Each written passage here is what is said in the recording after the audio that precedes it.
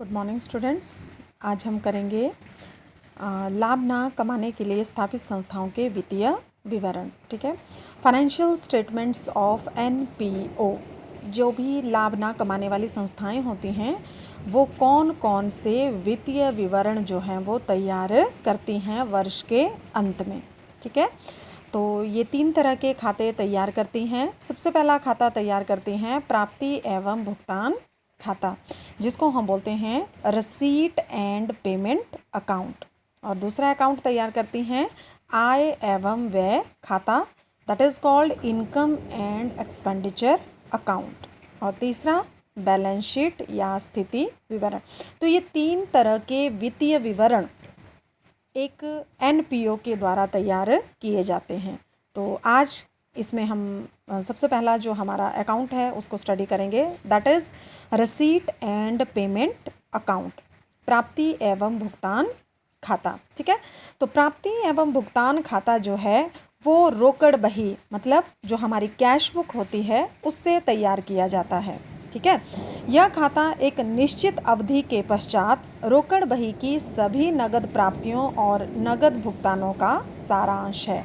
ठीक है, मतलब इसमें हम शो करते हैं, क्या शो करते हैं, एक निश्चित अवधि, मतलब जो भी हमारा ड्यूरेशन होता है, जैसे 1 साल का जो अवधि होती है उसके पश्चात हम कैश बुक में से सारे के सारे जो भी हमारी नगद प्राप्तियां, मतलब जो नगद कैश रिसिप्ट हमारे पास होती है और जितने भी हमारी नगद पेमेंट्स होती हैं उनको शो करते हैं अपने रिसीट एंड पेमेंट अकाउंट में। ठीक है, ये जो खाता होता है इसकी नेचर रियल अकाउंट, वास्तविक खाता है, ये एक रियल अकाउंट है और इसके डेबिट साइड में सभी नगद प्राप्तियां और क्रेडिट साइड में सभी नगद भुगतान जो हैं वो दिखाए जाते हैं।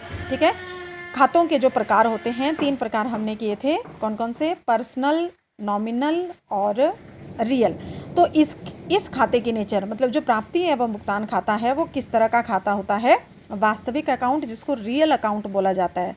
इसके डेबिट साइड में जितनी भी कैश रिसिप्ट होती हैं उनको दिखाया जाता है और क्रेडिट साइड में कैश पेमेंट्स को दिखाया जाता है। ठीक है, इस खाते के सभी इस खाते में जो है सभी आयगत प्राप्तियां, आयगत भुगतान के साथ साथ जो है पूंजीगत प्राप्तियां और पूंजीगत भुगतान भी दिखाए जाते हैं। मतलब क्या होता है कि जो जितनी भी रिसिप्ट होती हैं, चाहे वो आयगत है चाहे वो पूंजीगत है। अब इन दोनों में क्या फ़र्क है, आयगत का मतलब होता है जो शॉर्ट टर्म के लिए जनरली होती हैं और कैपिटल पूंजीगत का मतलब होता है लॉन्ग टर्म। जैसे जब हम प्रॉफिट एंड लॉस अकाउंट बनाते थे, जो दूसरी संस्थाएं होती हैं उनमें जब लाभानी खाता बनाया जाता था तो उनमें इस चीज़ को डिफरेंशिएट किया जाता था, लेकिन जब हम रिसीट एंड पेमेंट अकाउंट बनाते हैं तो यहाँ पे ये डिफरेंस जो है वो शो नहीं किया जाता। फॉर एग्जांपल, जैसे मान लो हमने रेंट दिया, ठीक है, किराया दिया, तो किराया देने का मतलब है कि हमने पेमेंट की, तो ये रेवेन्यू नेचर का है, छोटे छोटे खर्चे, तो इसको भी हम दिखाएंगे इस रिसीट एंड पेमेंट अकाउंट के। पेमेंट्स जो हैं वो कहाँ पे हैं, हमारी क्रेडिट साइड में, तो क्रेडिट साइड में दिखा देंगे बाय रेंट अकाउंट। और अगर मान लो हमने मशीन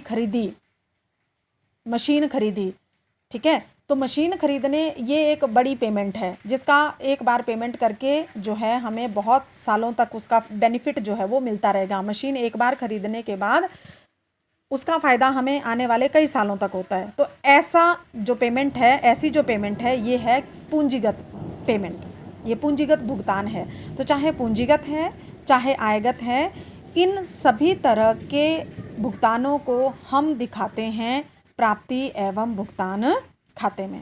ठीक है।